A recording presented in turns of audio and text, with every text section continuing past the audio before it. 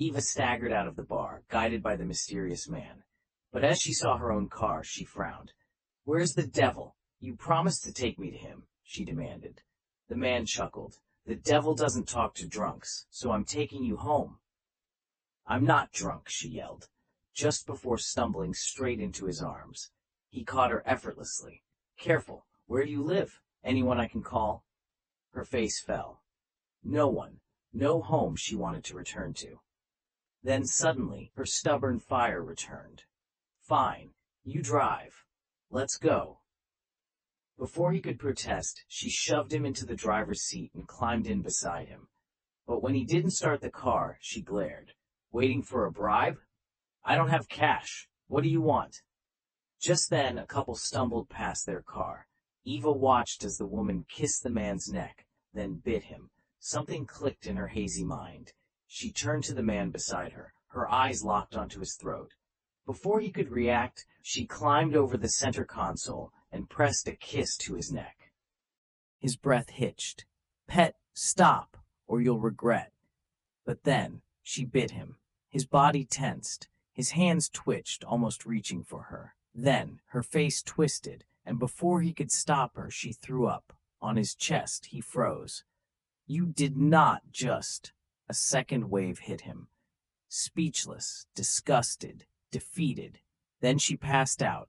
With a sigh, he shook his head. "Now you've done it, little red angel."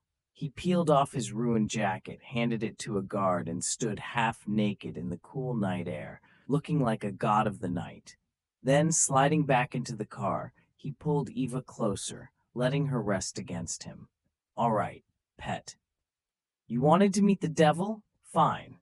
I'll take you to hell myself." With a smirk, he hit the gas, and the car roared into the night. Back to the present. Eva sat with her face in her hands, mortified. "Oh, God, what have I done?"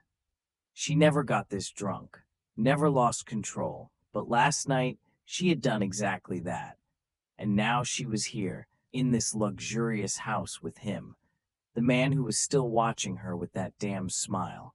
Eva had met plenty of handsome men before, celebrities, businessmen, even royals, but none of them had ever looked at her like this. Why wasn't he letting her leave? What did he want? Frustrated, she huffed. "Fine. How much do you want?" His smile deepened, amused. "Who are you?" she demanded. He leaned in, his voice dangerously smooth. "I am the devil." Silence. Eva blinked. Did he just say, "the devil"? She slapped her forehead. "All right, I'm leaving." He only sipped his wine, watching her. His gaze burned through her like fire, and then his fingers brushed the crease between her brows. "You frown too much, pet." She grabbed his wrist. "Stop playing games. What do you really want?" He leaned back, finally serious. Gage Acheron." Something about that name.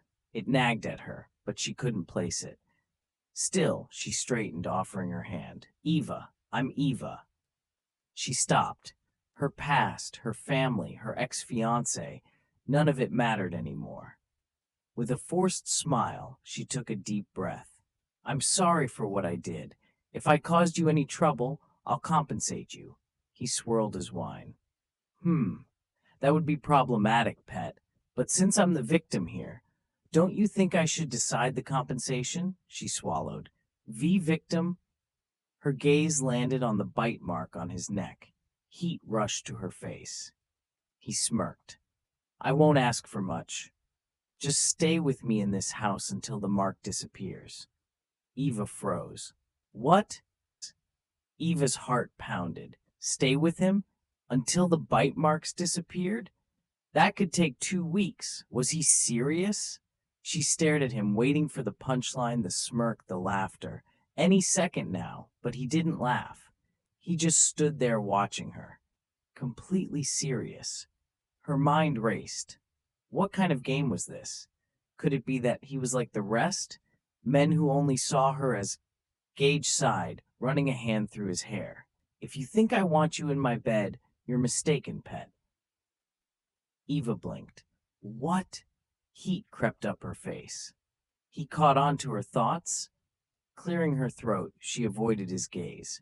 So, I just need to stay here until the marks are gone? He nodded. Correct, I need a companion. Eva stared at him, deadpan. A companion? Was he a child afraid of being home alone? My maid ran away. Until I find a replacement, you'll do. Maid? He was making her his temporary maid. Or would you rather I take you to bed instead? He teased, smirking. Eva glared daggers at him. Fine, she bit out. But deep inside, a sinking feeling settled in. Was this man tricking her? And more importantly, who exactly was Gage Acheron? Eva barely had time to process what had just happened when Gage smirked and patted her head. She glared. Stop that. I'm not a child. He chuckled, unfazed. All right, but from now on, you're not allowed to leave until... He pointed at the bite mark on his neck. This disappears. Eva stood frozen as he strolled to the fireplace, lounging like a king. What had she gotten herself into? Her mind spiraled. Was this all just bad luck? Or did he have an ulterior motive? Then his voice cut through her thoughts. Come here, pet. Before she knew it, she was already walking toward him. She stopped abruptly, realizing she had moved without even thinking. Her head throbbed, definitely the hangover. I should go home first, she blurted. I don't have any clothes. Gage simply pulled out his phone. I'll have someone bring you everything you need. Wait, what? Eva stared, dumbfounded, as he ordered clothes for her like it was nothing. You agreed to the deal, pet. No backing out now. Her head pounded again, cutting off her next protest. Go take a shower. I'll have your clothes sent up. Frustrated but helpless, Eva dragged herself upstairs. Maybe a shower would clear her mind, or wake her up from this ridiculous dream. Sinking into the hot, lavender-scented water, Eva sighed. This was real. She had agreed to be the temporary maid of a mysterious, insanely rich, and frustratingly handsome man. She could handle cleaning, but why did it feel like there was more to this than what Gage was letting on? Stepping out of the bathroom, she saw a neatly laid out outfit, pajamas, pink, with tiny bears and ducks. Her eyes twitched, and even undergarments. What kind of man was this? Eva sighed as she dressed. She needed to talk to him, to convince him to let her leave. When she reached the living room, Gage was fully dressed now.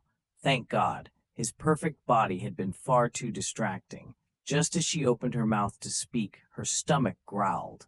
Loudly. Silence. Before she could cover her embarrassment, Gage was suddenly in front of her, squatting down. What was he doing? Then, without a word, he placed a pair of white slippers in front of her feet.